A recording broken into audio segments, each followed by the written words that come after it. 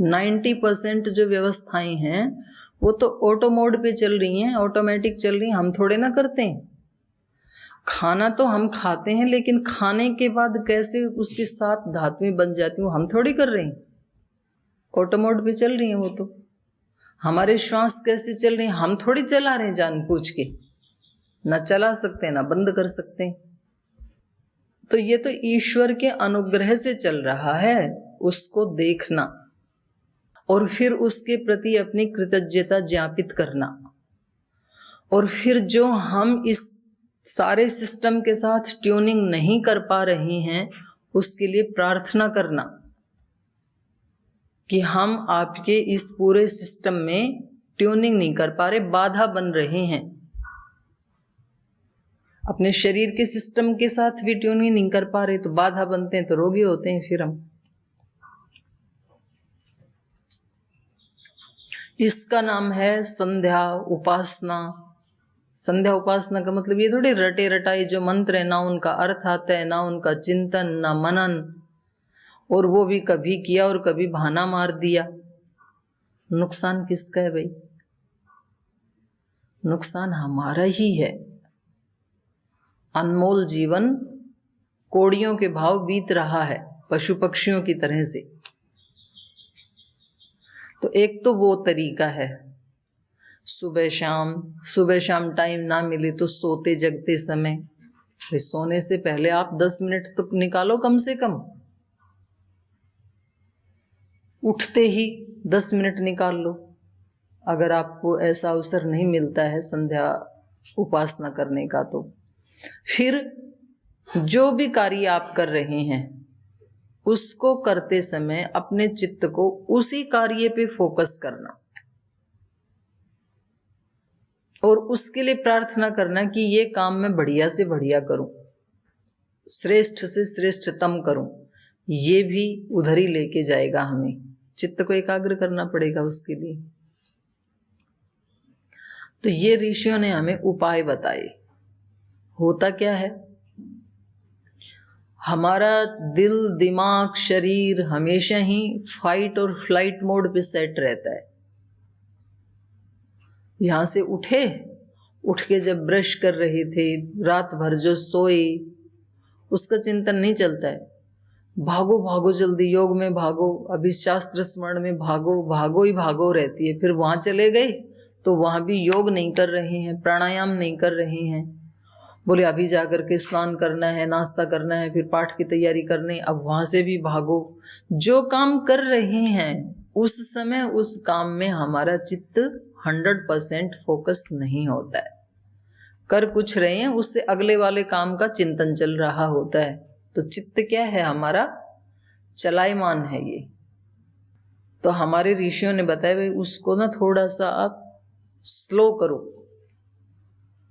जब जिस कार्य को कर रहे हो उसी के ऊपर बिल्कुल उसमें खो जाने का अभ्यास करो। तो ये शास्त्रों में भी पढ़ा और हमारे गुरु भी हमें यही सिखाते हैं रोजाना। श्रद्धेय गुरुदेव क्या सिखाते हैं? बोले योग करो तब योग ही करो। पूज्य गुरुदेव के जो कार्य हैं कितने बड़े बड़े कार्य, और उन कार्यों को करते समय कितनी बड़ी बड़ी बाधाएं।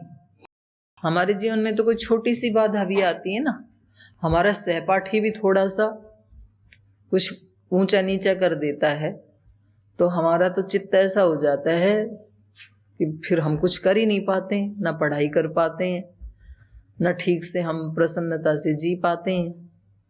और अपने गुरु को तो देखो, इतने बड़े बड़े लक्ष्य, इतनी बड़ी बड़ी बाधाएं, कितनी प्रकार की बाधाएं हैं। कुछ लोग तो कम से कम 150 लोग तो सोशल मीडिया पे जुटे हुए हैं। अब उनका पेशा है, उनको धन मिलता है उसके बदले में, भाई तुम ऐसा वीडियो बना के डालो फिर इतने रुपए मिलेंगे, लगे हुए हैं, ठीक है बना रहे हैं।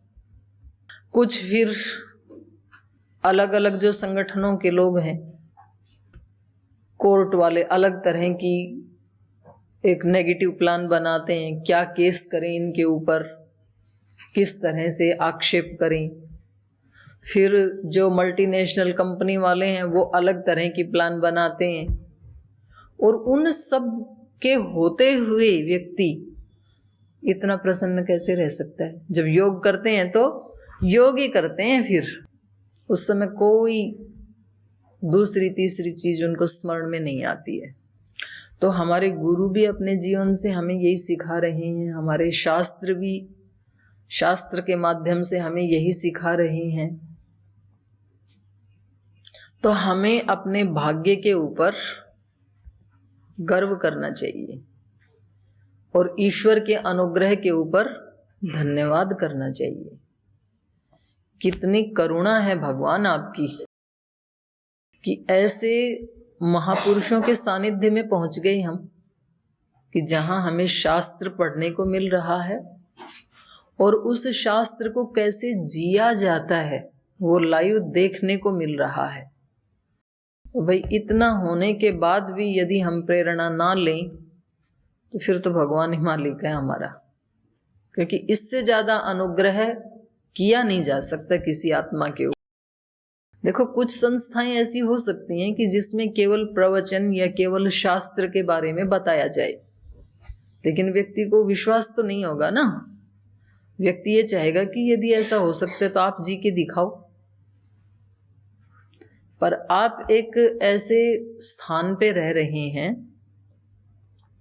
कि जहां शास्त्र को भी पढ़ाया जाता है, माने पीछे की जो परंपरा है, ऋषि परंपरा, गुरु परंपरा, उन्होंने क्या बताया वो भी आपको बताया जा रहा है और उसको कैसे जिया जा सकता है आज भी, वर्तमान में भी, उसका भी साक्षात्कार हमें हो रहा है। तो अब फिर यदि हम बड़ा लक्ष्य ना बनाएं और छोटे छोटे कार्यों में, निंदा स्तुति में, गुण दोषों में उलझ करके रह जाएं, एक दूसरे को ब्लेम करने में, आलस्य प्रमाद में, हम यदि फिर अपने जीवन के दायरे को बहुत छोटा सा बनाएं तो देखो ये फिर महती विनष्टि है। तो हमें सतत जागरूकता के लिए यहाँ पर अभी प्रयास और पुरुषार्थ करना चाहिए। और ये जो प्रसंग चल रहा है ये भी हमें यही इंगित करता है कि सावधानी हटी दुर्घटना घटी। मन की सावधानी तो हटी थी माता जी की थोड़ी सी, तो देखो कितनी बड़ी दुर्घटना घटित हो गई फिर। तो ये सब हमें सीखने के लिए हैं। तो आपने पूछा था कि जी हिंसा कितनी प्रकार की है, फिर हिंसा इतनी है तो अहिंसा भी इतनी होगी, बिल्कुल इतनी ही है। नेगेटिविटी का भी कोई अंत नहीं है, आदमी कितना भी नेगेटिव हो सकता है, और पॉजिटिविटी का भी कोई अंत नहीं है। पॉजिटिविटी की पराकाष्ठा है ब्रह्म। सब आत्माओं का सृजन करने वाला, पालन करने वाला, ज्ञान देने वाला, हित चाहने वाला, आगे बढ़ाने वाला, और उसके बाद भी लोग उनकी इस कृपा को, करुणा को समझते नहीं है, वैसा जीते नहीं है, और उसके बाद भी उन्होंने अपनी भगवत्ता का त्याग नहीं किया। वो पराकाष्ठा है पॉजिटिविटी की। कोई व्यक्ति कितना पॉजिटिव हो सकता है, उसकी पराकाष्ठा क्या है? स्वयं ब्रह्म। तो इसकी कोई, आपने जो पूछा था, इसकी कोई सीमा नहीं है। हो गया आपका? और तो किसी का प्रश्न नहीं है? आगे चलें। तो इस वाले सर्ग के 2 श्लोक बच गए थे, इनको पढ़ लेते हैं। श्री राम लक्ष्मण जी को कह रहे हैं कि आप तो जानते थे कि मैं राक्षसों का निवारण करने में समर्थ हूं, लेकिन फिर भी आपने मैथिली के क्रोधपूर्ण वाक्यों को सुन करके और आप वहां कुटिया से निकल गए हैं, ये आपने उचित नहीं किया। नहीं ते परितुष्यामि त्यक्त्वा यद्यासि मैथिलीं क्रुद्धाया परुषं श्रुत्वा स्त्रियाश्च त्वमिहागतः सर्वथा त्वपनीतं ते सीतया यत्प्रचोदितः क्रोधस्य वशमापन्नो न करो शासनं मम। नहीं ते परितुष्यामि त्यक्त्वा यद यासी मैथिलीं, मैथिलीं त्यक्त्वा यद यासी, यासी मतलब आयासी, मैथिली को वहां अकेला छोड़ करके जो आप यहाँ आ गए हैं, आपके इस आचरण से नहीं ते परितुष्यामि, तेरे इस आचरण से, तुम्हारे इस कार्य से मैं संतुष्ट नहीं हूं, खुश नहीं हूं। आपने जो किया, आपके इस कार्य से मैं प्रसन्न नहीं हूं। क्योंकि क्रुद्धाया परुषम श्रुत्वा, एक क्रोधित व्यक्ति के कठोर वाक्यों को सुन करके, क्रुद्धाया स्त्रियायाः स्त्रियाश्च, एक क्रोधित स्त्री के वाक्य को सुन करके, परुषम कठोर वाक्य को सुन करके, त्वम इह आगत, जो तुम यहाँ आ गए हो, तो आपके इस आचरण से मैं प्रसन्न नहीं हूं। तुम्हें क्या करना चाहिए था? उनके क्रोध को सहन करना चाहिए था, क्योंकि वो तो क्रोधित हो गई हैं, तो उनको तो भले और बुरे का अंतर मालूम नहीं पड़ेगा उस समय। आप तो क्रोधित नहीं थे, आपको तो मालूम पड़ना चाहिए था। तो जब ऐसी एक, ये भी एक आंसर निकल के आया आज वाला जो प्रश्न था, कि भाई जब हमें दो अपोजिट निर्देश मिलते हैं तो उस समय हमें थोड़ी देर शांत होकर बैठ जाना चाहिए और फिर परमात्मा से पूछना चाहिए कि आप ही कोई दिशा बताओ, किधर जाऊं। क्योंकि इससे मैं क्या हो गया हूं? दिग्विमूढ़ हो गया हूं। श्रुतीनाम भूरि भूतीनाम विकल्पैहि दिग्विमूढ़ो हम, कथंकारम विलोके त्वाम सुघोरे पाहि दीनम माम। ऐसे एक भजन है।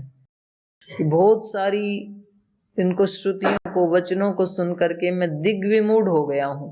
तब आप ही बताइए कि मैं आपके दर्शन कैसे पाऊं? इस सुघोर संसार में मुझ दीन की आप रक्षा कीजिए। पाही दीनम माम, मुझ दीन की आप रक्षा करो, मुझे दिशा बताओ। तो उस समय आप जब शांत होके बैठेंगे तो आपको एक दिशा निर्देश मिलेगा कि ऐसे करो। तो श्री राम यही कह रहे हैं कि आप किसी क्रोधित स्त्री के कठोर वचन को सुनकर के यहाँ आ गए हो। लक्ष्मण, आपके इस कार्य से मैं खुश नहीं हूं, आपको नहीं आना चाहिए था।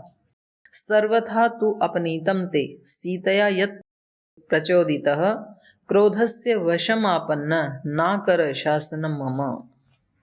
सीतया यत् प्रचोदित, सीता के प्रेरित किए जाने पर, ते सर्वथा तु अपनीतम, आपने जो किया वो सर्वथा क्या है? नीति विरुद्ध है, नहीं करना चाहिए था आपको। क्योंकि क्रोधस्य वशम आपन्न, आप भी क्रोध के वश में हो गई। पहले माता जी क्रोध के वश में थी, उन्होंने कठोर वाक्य बोला, फिर माता जी के कठोर वाक्य को सुनकर के आप भी क्रोधित हो गई। तो क्रोधित होकर के मम शासनम न अकरह, आपने मेरे अनुशासन का पालन नहीं किया, जो मैंने बताया था उसको नहीं किया, ये आपने उचित नहीं किया। अब तीसरा एक समाधान ये निकल के आया है, पर इस समाधान में तो फिर वही दिक्कत होगी कि भाई जो गुरु कहें वो कर लो, उसमें सोचो ही मत कि क्या अच्छा है क्या बुरा है। गुरुजन जो कहेंगे वो हमारे लिए सर्वथा हितकारी ही होगा। तो जब तक ऐसा प्रसंग ना आए कि दो गुरुजन कुछ विरुद्ध कहें, उस परिस्थिति को छोड़ करके, बाकी ऐसी तो परिस्थिति कभी कभी आती, रोज तो आती नहीं है। बाकी की परिस्थिति में क्या करना चाहिए? करिष्ये वचनम तव, जो गुरु कहते हैं, जो बड़े कहते हैं, वैसे वैसे करते जाओ। जहां ले चलोगे भगवान वहीं मैं चलूंगा। ये समर्पण का भाव ये केवल व्यक्ति के प्रति नहीं होता है, उस व्यक्ति के अंदर बैठे हुए परात्पर ब्रह्म के प्रति होता है। यही भगवान की शरणागति है। तो उसमें सोचने की कोई बात ही नहीं है। इतना करने से व्यक्ति परम सुख को प्राप्त हो सकता है। कितने उपाय देखो, जितने जितनी मनुष्यों की प्रकृतियां, उतने उतने उपाय हमारे ऋषियों ने बताए।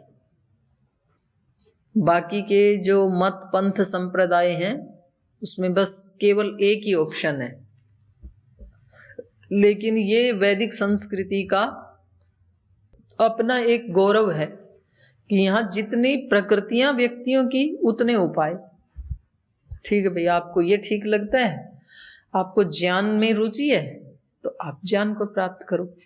आपको केवल कर्म करने में रुचि है, आप निष्काम कर्म करो। आपको भक्ति में रुचि है, आज्ञा पालन में, शरणागति में आपको सुविधा है, आप ऐसे करो। फिर उसके भी अनेक अनेक भेद। तो फिर तो बात आके बस यहाँ रुकती है कि करो कुछ, बिना किए नहीं होगा, करना तो पड़ेगा। तो यहाँ पर श्री राम श्री लक्ष्मण जी को कहते हैं भाई आपने जो किया वो उचित नहीं किया, तो चलो अब चल करके देखते हैं। अब जो भी सामने आएगा करने में सावधान, होने में प्रसन्न। एक बड़े महापुरुष के वाक्य हैं ये, स्वामी शरणानंद जी के। करते समय तो सावधान रहो कि कुछ गलत ना हो, और हो गया तो फिर उसको स्वीकार करो। स्वीकार करना भी अपने आप में एक समाधान है, बहुत बड़ी चीज है ये। करने में सावधान नहीं होते हैं, जो मिला उसको स्वीकार नहीं करते हैं, तो फिर तो सिवाय परेशान होने के और कोई चारा ही नहीं है। करते समय सावधान रहो, क्या करना है क्या नहीं करना है। हो गया यदि ठीक हो गया तब तो अच्छा ही फल मिलेगा, पर यदि गलत हो गया तो अब स्वीकार करो उसके फल को। उस दिन पूज्याचार्य जी भी कह रहे थे ना कि कोई भी व्यक्ति इस संसार में सर्वथा दुखी नहीं मिलेगा, कि जिसके जीवन में एक भी सुख ना हो ऐसा कोई व्यक्ति नहीं है, और जिसके जीवन में एक भी दुख ना हो ऐसा भी कोई व्यक्ति नहीं है। तो बस इसी को स्वीकार कर लो कि भाई शरीर जब तक धारण किया सुख भी आएंगे दुख भी आएंगे, उनको स्वीकार करते हुए आगे बढ़ना है, लेकिन रुकना नहीं है। ना तो सुख में रुकना है ना तो दुख में रुकना है। सुख में भी रुकता है व्यक्ति, बस सब मिल गया बहुत है और कुछ चाहिए ही नहीं, अपने आलस से प्रमाद को अपना संतोष बता देता है, आगे नहीं बढ़ता है। फिर ठीक है, ये शास्त्र स्मरण करने वाले भी इनको भी यहीं रहना है, हम नहीं करेंगे हमें भी यहीं रहना है, जरूरी थोड़ी है रट्टा मारना, कर्म अच्छे रखो। अरे ये भी तो कर्म अच्छा ही था, स्मरण करने वाला भी तो थोड़ा तो पुरुषार्थ करता। तो हम अपने आलस्य प्रमाद को अपना संतोष कह देते हैं, हम तो खुश हैं भाई, इतने में खुश हैं, हमें नहीं चाहिए ज्यादा ज्ञान। वो ज्ञान की बात नहीं है, वो आपके प्रमाद की बात है, आपका प्रमाद तोड़ने वाली बात है वो। ठीक है, हमें तो ज्यादा धन नहीं चाहिए, बस भगवान रोटी देता रहे, सोने के लिए एक खटिया मिल जाए। भाई ज्यादा 2-4 रोटी मिल जाए तो दूसरे को खिला देना, कमा तो सही, पुरुषार्थ तो कर। तो सुख में भी व्यक्ति आगे नहीं बढ़ता है, दुख में भी आगे नहीं बढ़ता है। दुख आने पे फिर बिल्कुल टूट जाता है, बोले अब नहीं होगा, मेरे से उठा नहीं जाएगा अब। तो भाई दुख भी आया हुआ है, जो आया हुआ है वो तो जाएगा भी, शाश्वत नहीं है ना। गीता में भी बताया है ना, क्या है वो दूसरे अध्याय का श्लोक, आगमा अपाइनो अनित्या तान तितिक्षस्व भारत। ये आने जाने वाले हैं ये, तो इनको क्या करना है, सहन करना है। तान तितिक्षस्व, उनको सहन करो, स्वीकार करो, सहन करो, एक ही बात है। तो यहाँ लक्ष्मण जी ने जो भी त्रुटि की है, अब आगे क्या मिलने वाला है, थोड़ी देर के लिए तो श्री राम विचलित होने वाले हैं, लेकिन विचलित होके भी उसको स्वीकार तो करना पड़ेगा, और उसको स्वीकार करके अब अगला एक्शन क्या लेना है वो सोचना पड़ेगा। तो ये हम पढ़ते हैं अगला सर्ग। श्री राम को दिखाई दे गया कि बिल्कुल ठीक मिलने वाला है नहीं। लक्ष्मण जी यहाँ आ गए हैं, तो क्योंकि इनको ये पता लग गया ना, ये मारीच जानबूझ के छल करके मेरे को इतनी दूर ले आया है, तो इसका मतलब इनकी कोई ना कोई तो प्लान है, नहीं तो इतनी दूर मुझे क्यों लाता ये। तो निश्चित रूप से वहां लक्ष्मण भी नहीं है, तो सीता के ऊपर तो कोई ना कोई संकट सुनिश्चित रूप से है, ऐसे श्री राम को पता लग गया। त्वर्माणो जगामाथ सीता दर्शन लालसः शून्यम अवस्थम दृष्ट्वा बभूवोद्विग्नमानसः। त्वर्माण जगाम, अथ इसके बाद श्री राम सीता दर्शन लालसह, सीता के दर्शन की लालसा है जिनको, सीता को देखना चाहते हैं, तुरंत पहुंचना चाहते हैं वहां पर, क्योंकि उनको अंदर से ऐसे आभास हो गया कि सीता का जीवन खतरे में है। तो सीता दर्शन लालसह, सीता को देखने की लालसा है जिनके मन में, जिनके चित्त में, ऐसे श्री राम त्वरमाण अथः जगाम, वहां से बहुत शीघ्रता पूर्वक कुटिया की ओर बढ़े। और घर में आके, कुटिया में आके क्या देखा? शून्यम आवसथम दृष्ट्वा, जो उनका घर था, जो कुटिया थी, उसको शून्य देख करके, खाली देख करके, बभुव उद्विग्न मानसः, उद्विग्न मन वाले हो गए कि जो मेरे को आशंका थी वो ही सत्य सिद्ध हो गया, यहाँ सीता माता है ही नहीं। विप्रकीर्णा जिनकुशं विप्रविद्ध वृषिकटं दृष्ट्वा शून्यं निजस्थानं विललापः पुनः पुनः। हृता मृता वा नष्टा वा भक्षिता वा भविष्यति, निलीनाप्यथवा भीरोरथवा वनमाश्रिता। गता विचेतुं पुष्पाणि फलान्यपि च वा पुनः, अथवा पद्मिनीं याता जलार्थं वा नदीं गता। यत्नान् मृगयमाणस्तु नाससाद वने प्रियां, शोकरक्तीक्षण शोकादुन्मत्त इव लक्ष्यते। वृक्षाद् वृक्षं प्रधावंस गिरेश्चाद्रिं नदा नदीं, बभूव विलपन् रामः शोकपङ्कार्णवाप्लुतः। अपि कच्चित् त्वया दृष्टा सा कदम्ब प्रिया प्रिया, कदम्ब यदि जानीसे शंसः सीतां शुभाननाम्। जब वो अपनी कुटिया में आए तो विप्रकीर्ण जिनकुशम, जो उनकी कुशा थी, जो उनकी चटाई थी मृग चर्म की, उसको उन्होंने देखा विप्रकीर्ण, बिखरी हुई हैं। तीनों लोग वहां रहते थे तो एक एक आसन होगा जिस पे बैठ के ध्यान करते थे, एक एक चटाई भी होगी। श्री लक्ष्मण जी तो चलो अंदर नहीं सोते थे, दो थी लेकिन, तो उन सबको अस्त व्यस्त देखा, बिखरा हुआ देखा इधर उधर। विप्रवृद्ध वृषिकटम, जो आसन थे, जो चटाइयाँ थी, उनको उन्होंने अव्यवस्थित देखा, वहां पर बिखरा हुआ देखा। दृष्ट्वा शून्यम निज स्थानम, और अपनी कुटिया को शून्य देख करके, खाली देख करके, सीता से रहित देख करके, पुनः पुनः विललाप, बार बार विलाप करने लगे श्री राम। क्योंकि मारीच को मारते ही इनके मन में आशंका हो गई थी कि कुछ तो यहाँ पर गलत छल किया जा रहा है असुरों के द्वारा। तो सीता माता के बारे में सोच रहे हैं, हृता मृता वा नष्टा वा भक्षिता वा भविष्यति, पता नहीं किसी ने, असुर ने उसका आहरण कर लिया है या उसको मार दिया है, या तो नष्ट हो गई है अदर्शन, या तो भक्षिता, या तो किसी असुर ने उसको खा लिया है।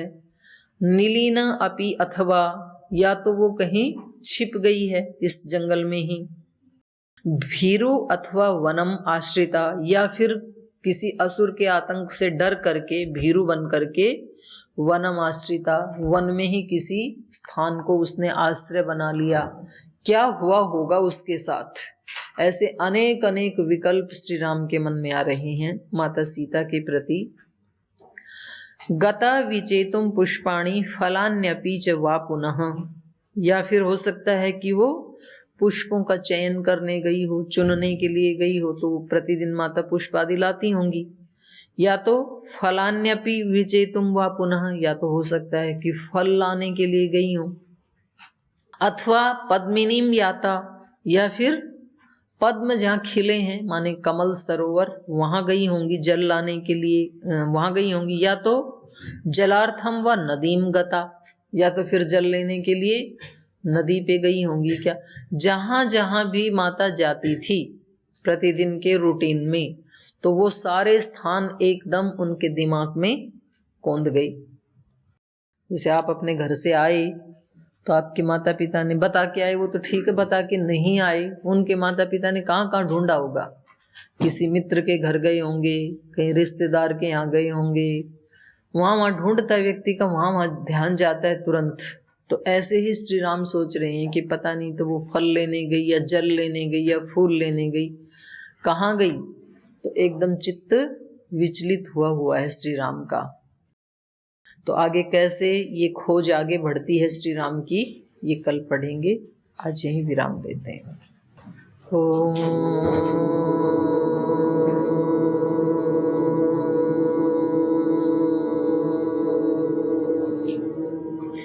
शांति शांति शांति। श्री गुरुभ्यो नमः। ऐसे मेरे राम, ऐसे मेरे राम, ऐसे हैं मेरे राम, ऐसे हैं मेरे राम। विनय भरा हृदय करे सदा जिन्हें प्रणाम। ऐसे हैं मेरे राम, ऐसे हैं मेरे राम। राम सा पुत्र ना राम सा भ्राता, राम सा पति नहीं राम सा भ्राता।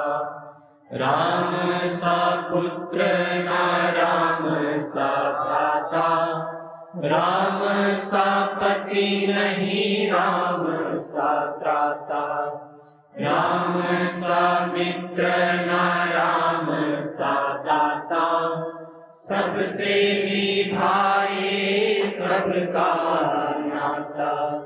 राम सा मित्र ना राम सा दाता, सबसे निभाए सबका नाता।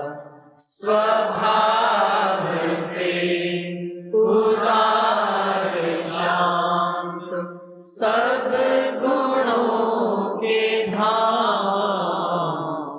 ऐसे हैं मेरे राम, ऐसे हैं मेरे राम। विनय